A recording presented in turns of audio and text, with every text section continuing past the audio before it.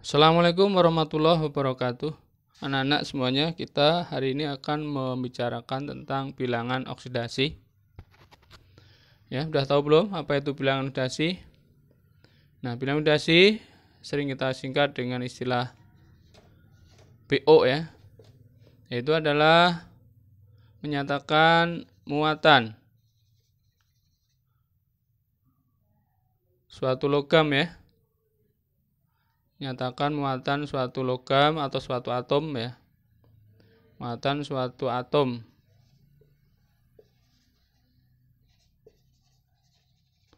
Ya. Dan ini berkaitan dengan jumlah elektron. Gitu ya. Nah, mengenai bilangan oksidasi ini di dalam penentuannya itu ada aturannya ya. Ada aturannya. Yang pertama itu adalah untuk unsur bebas. Untuk unsur bebas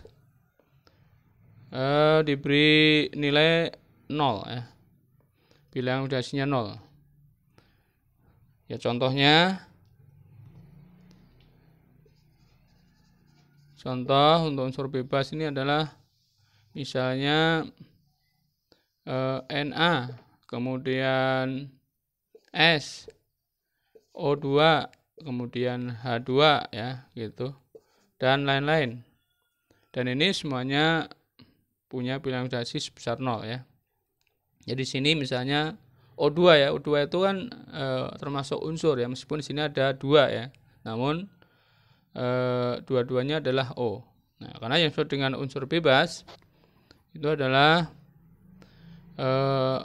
atom yang sendirian atau atom yang tidak terikat oleh atom lain gitu ya. Itu adalah unsur bebas. Dan yang kedua ya, ini untuk senyawa. Senyawa ini memiliki jumlah bilog atau bilangan oksidasi 0 ya. Nah, jadi sini adalah jumlahnya karena senyawa itu terdiri dari beberapa unsur ya, itu yang berbeda tentunya. Nah, ini contohnya.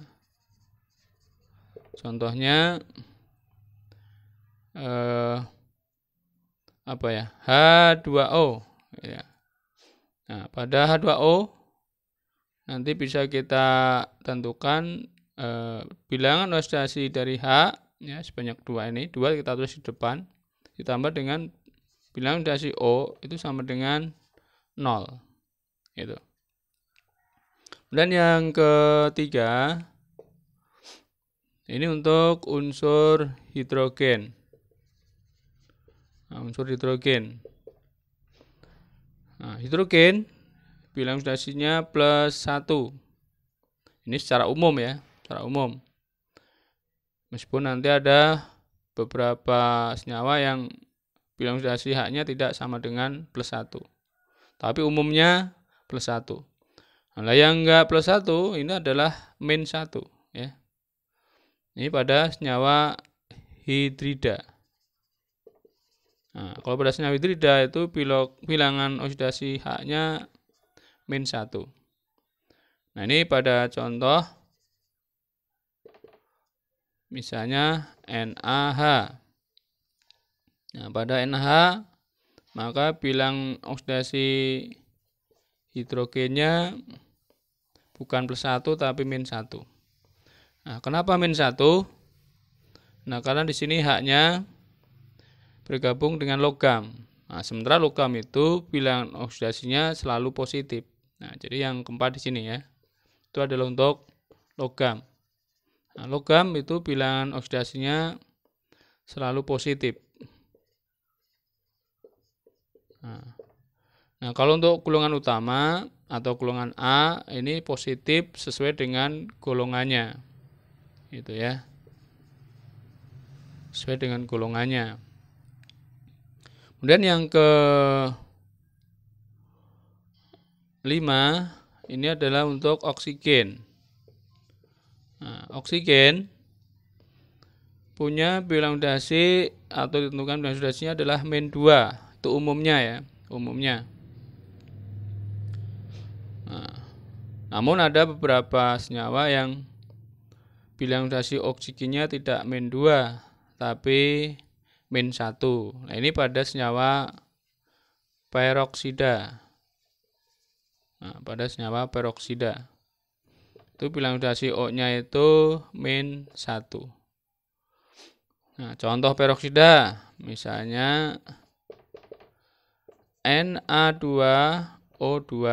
Nah, ini bilangan oksidasi O-nya bukan -2 tapi -1. Nah, kemudian yang ke-6 atau terakhir itu adalah untuk ion. Ya. Untuk ion bilangan oksidasinya sama dengan muatan. Sama dengan muatannya. Nah, namun nanti ada istilah gugus ion ya. Gugus ion itu gabungan dari beberapa atom yang bermuatan. Nah, contohnya kalau yang ion itu adalah misalnya Na+. Nah, ini biloknya sama dengan +1, jadi sesuai dengan muatannya itu. Contoh lain misalnya Cl-, maka biloknya atau bilangan oksidasinya sama dengan -1, sesuai dengan muatannya. Nah, contoh lain yang termasuk gugus ion itu misalnya